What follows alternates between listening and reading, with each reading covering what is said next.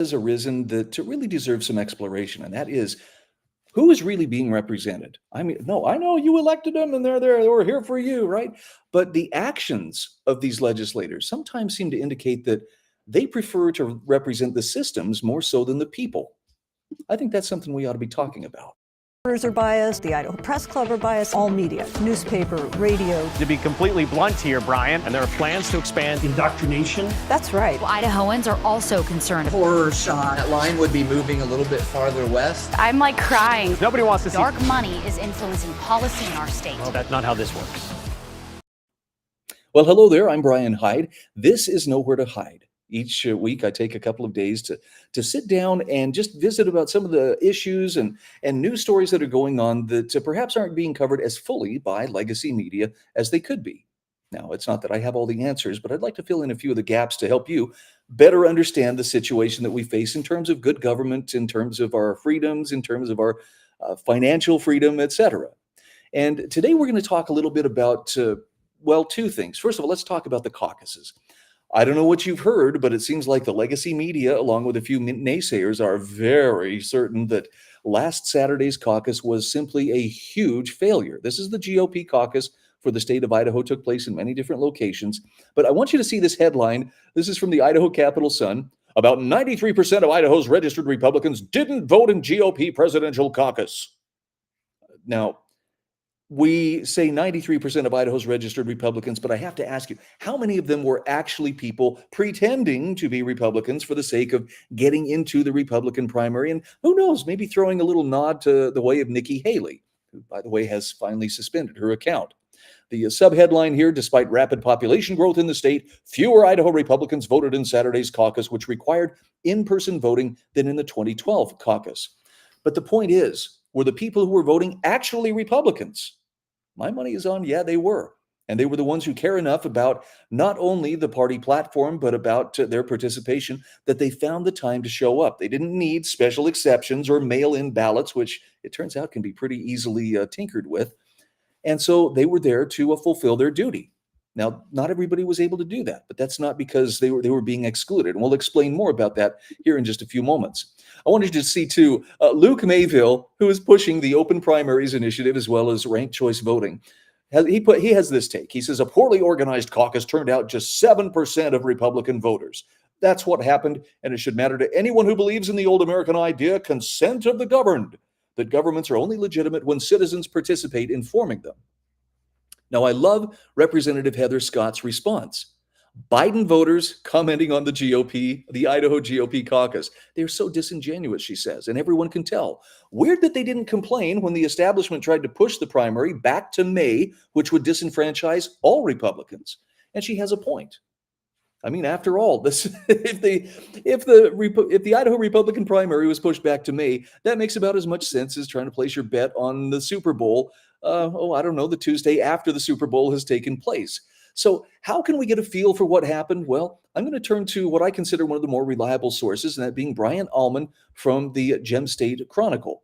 Brian has done a marvelous job in so many ways of being a voice of reason. Now, yes, he is conservative. So for some people, I guess that means he can't be reasonable, but I think he makes great effort to not be hyperbolic and not to be blinded just by ideology and really think things out. And for that, I'm grateful. It makes him one of the more credible sources to consider and to at least access when you're trying to get a better picture of what's been going on.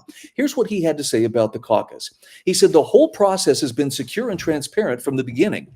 Everything was done out in the open for all to see. Now, he says, I've seen the naysayers on Twitter complaining about various locations using plastic tubs or flexible hampers as ballot boxes. But these complaints miss the point. It's not about how sophisticated the process is, but how transparent. I mean, these are the same people who probably be complaining, they didn't serve a proper wine and cheese to go with this either. Yes, this was not a party, a black tie affair. This was a gathering of neighbors. He says, well, I understand the frustration regarding the fact that those who couldn't attend the caucus in person were not able to vote. That frustration comes from a fundamental misunderstanding of the difference between a caucus and a primary. This is important. A primary is an election run by the government in which voters drop off ballots throughout the day or early or by mail. On the other hand, the caucus is an event a gathering with your neighbors in which you come to consensus on which candidate to support. I think this is important because it illustrates that we're talking about the people and the people being able to participate at the lowest possible level. The caucus is really where we, the people, have the chance to step up. Now, he says every one of Idaho's 500,000 registered Republicans was invited to participate in the caucus, and there were many reasons not to show up. It was already a one-man race. Weather was pretty crazy with blizzards throughout the state. The caucus was a new idea that most voters were not used to, and the party had to cut through the lies and misinformation spread by the old guard who wanted to see the caucus fail in the hope that it would take Dorothy Moon down with it. That's very true, by the way. The ones who registered the strongest complaints, for some reason, as they signed their letters, we strongly condemn this. You'll notice all of them have the words former Speaker of the House, former politician here, former that. Why again are you a former such and such? It's because the voters finally got tired of whatever it was you were peddling and showed you the door. Plain and simple. The voice of the people is not necessarily so friendly to the establishment, and that's actually a good thing. Oh, and then of course there was this gem, courtesy of Brian Holmes from KTVB. We were told the media wasn't allowed unless, this is because Nate Shellman of KBOI Radio was inside his caucus location reporting this. He was on his own phone. And the point here is Nate Shellman was there as a Republican, not as an agitator, not as, some kind of commissar to make sure the Republicans were doing everything or to find fault with whatever they were doing. He was there to participate. Brian Holmes, well, I guess his thing is just to pick it apart and try to sound like some kind of a sophist and see, this is why it didn't work, and we told you it wouldn't work. Now, Brian Allman says the fact that many journalists consider themselves to be a special class of people, that's a discussion for another day. But the rules were clear. Only registered Republican voters were allowed to come to their neighborhood caucus locations. In fact, Brian Allman says he was a captain at the location where he would have voted anyway, and the same went for all the volunteers who were there. So because of this, he commends Dorothy Moon, Brent Regan, Kira Turnbow, Michelle Hamilton, Laurel Morgan, Steve Bender, and hundreds of volunteers who came together to make this caucus happen. He says last Saturday was a reminder that it is the people who are truly sovereign, and that we, the people, do not need to wait for permission or direction from a central government to get things done. I'm sure those words sting for those who are proponents of the state and believe that anything not under the control of the state is somehow by definition out of control. But the fact remains, if you want to participate and you want to participate at a level where your voice and your influence is going to be felt, you get together with your neighbors, and that would be at your caucus. Thus endeth this sermon. Let's talk about something else here. Let's talk about where are the education choice bills this year? You know that this was a huge topic the last couple of years. It's still a pretty big issue with lots of people clamoring for it, but we really haven't seen very many bills come before the legislature. That's kind of a curious thing because there is pretty strong public support for choice in education. This is a commentary from Idaho Freedom Foundation President Ron Nate. In his commentary, the first thing we talk about is a reality check on performance, and he shares two telling statistics in Idaho.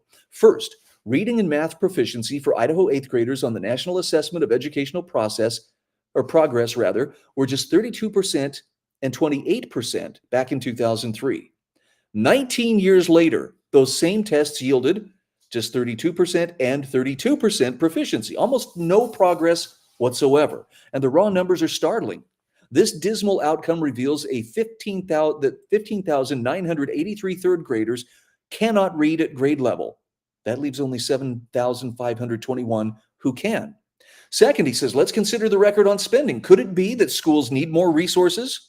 Since 2003, K-12 education spending in Idaho has increased from $986 million to more than $3.2 billion in 2022. We've tripled state spending on schools and education, yet we've seen student performance go nowhere. Now, I have to ask you, would you do business with a company that promised to deliver such and such and then fell short so consistently, not just once, not just twice, but year after year for decades? Seems like maybe something needs to change. And throwing more money at it apparently is not the answer to the problem. Let's go back to his commentary. In this, Ron Nate says the reluctance of the of the legislature rather to act on choice is puzzling when you look at often disappointing school performance, spending on the rise, in fact, doubling in the last 10 years, the woke agenda increasing. Have you seen some of the books they use? And parents' estimation of their schools is very low. But the reluctance of the legislature is not puzzling when you look at the composition of how the legislature thinks, ranking mostly Democrat, and their fear of offending one of the biggest lobbies in Boise, that being the teachers union lobby. So to be clear, he says it's not necessarily that the legislature as a whole is the problem. Many bills never see the light of day or get a vote because of so-called legislative leaders trying to protect their committees and legislative bodies from uncomfortable votes and less than stellar results. So here's what Idaho parents get from their education dollar. They get poor results, higher costs, hidden agendas, and the product is nothing close to what they want. There is no school choice unless, of course, they're willing to fork out private school tuition on top of the taxes they already pay for free public education. That's not freedom. That's not competition, and that's not fair. The legislature needs to admit public education's failures and stop scamming parents and taxpayers. Okay, that's pretty direct. It's also true. So it shouldn't, I mean, if those words are hard, it's only because sometimes reality is not what we want it to be, but that appears to be the reality. And isn't it curious that those bills don't see the light of day, not because the public is up in arms about it and saying we don't want anything to do with this, but because some committee person or some chairperson is carefully holding it back so as not to offend, their special interests or, their cronies. Very interesting. Let's also talk about illegal immigrant invasion. Boy, Fred Birnbaum from the Idaho Freedom Foundation was absolutely on fire in talking to the Idaho legislature about this. And this is an article he wrote for the Idaho Freedom Foundation about illegal immigrant invasion, is an existential threat to Idaho as well as America. Fred says America is being invaded. Day after day, thousands of illegal immigrants stream across our southern border, and it's easy to understand the frustration of the American people as President Joe Biden calls the border secure while defending the invasion. So the question is, can the Idaho legislature do anything? And the answer is yes. Right now, even in Idaho, illegal immigrants, those who have broken our laws and are not lawfully present, are entitled to certain health and welfare benefits courtesy of the taxpayer. Currently, under Idaho Code Section 67-7903, lawful presence is not required for emergency medical treatment, immunizations, soup kitchens, prenatal care, postnatal care up to 12 months, children's food assistance, and services necessary for the protection of life and safety. So, in addition to this being a burden on the taxpayers, at least when those services are provided by taxpayer-funded programs, providing services to those here illegally is a moral hazard, because we're sending the message that breaking the law by not obtaining permission to be here is not a disqualifier for getting free stuff. It's like building a bird feeder and then wondering, why are all these birds in my yard? Well, you put the bird feeder out there. Should you be surprised if they show up? So he says it is time that Idaho turns off the magnet and returns to fairness. Idaho should curtail as many benefits as is legally possible. Immunizations, counseling, soup kitchens, prenatal and postnatal care, and food assistance should all be gone. House Bill 615 would end these benefits for illegals. He says, call it an act of demagnetization. That's actually a good way to put it. It's not we have to attack these people because they're different than us. It's a matter of why are we putting these burdens on the taxpayers and then expecting the taxpayers to be grateful for the opportunity to provide these benefits for people who have come here for purposes unknown. How do we know? Because they haven't come through official channels, and official channels are available. Are they cumbersome? Yes, they are. But the numbers that have been brought into this country are raising some very interesting questions. I know the mainstream press likes to refer to that as a conspiracy theory, but how many have come across just since Biden, assumed the presidency? Hundreds of thousands, perhaps millions? We don't know the exact answer, but we know that a lot of them are getting here with the help of the federal government and then being dispersed across the country. Why is that? I think it's fair that we could ask some of those questions. Again, back to Fred's article. He says there were two bills that were put before the legislature. House Joint Memorial 8 calls for Biden's impeachment for willfully failing to enforce immigration law. Then the passage of H.R. 2, the strongest border enforcement proposal in recent history, and only then dealing with immigration as it relates to processing immigrants for other reasons. Now, in contrast, Senate Joint Memorial 102 opens with strong language about the federal government's failures to control the border and offers a nod to not granting amnesty. President Biden is never mentioned by name, as if this crisis is happening without his knowledge. This memorial quickly pivots to the labor needs of industry and ultimately calls for targeted immigration reform in its concluding resolutions. Isn't it interesting? There are industries in Idaho that actually benefit from having people here on the sly, and they love that cheap labor pool. Now, there's an ethical question there, but there's also, just respect for the law. And that doesn't mean that we agree with every law that's on the books, but if they're on the books, if we can just ignore them at will, or if the government can ignore them at will, then why should the citizens have any respect as well? So, a couple of examples of where politicians, particularly within the state legislature, seem, they'll talk the talk come election time, but when it comes to their actions, they seem very determined to uphold the system more so than to work for the people. And it's our job to make sure that we're keeping them, keeping their feet to the fire and keeping them responsible for the things that they're supposed to be taking care of. Look, complaining about it is one thing, but showing up, as in showing up to your GOP caucus, if that's where you're going to vote, or wherever else you're going to vote, is part of the price too. And then we also have to consider what we do before and after voting is very important. There is no one-size-fits-all approach, and anything that anyone tells you that, you're being disenfranchised unless you hop on this bandwagon or that bandwagon, maybe take it with a grain of salt. Never been more important to suss these things out for ourselves, really think about them, and where necessary, we may have to march, to a slightly different tune than the rest of the crowd. I'm Brian Hyde, and this is Nowhere to Hide. Are biased, the Idaho Press Club are biased, all media, newspaper, radio. To be completely blunt here, Brian, and there are plans to expand indoctrination. That's right. Well, Idahoans are also concerned. Horror shot. That line would be moving a little bit farther west. I'm crying. Nobody wants to see Dark money is influencing policy in our state. Well, that's not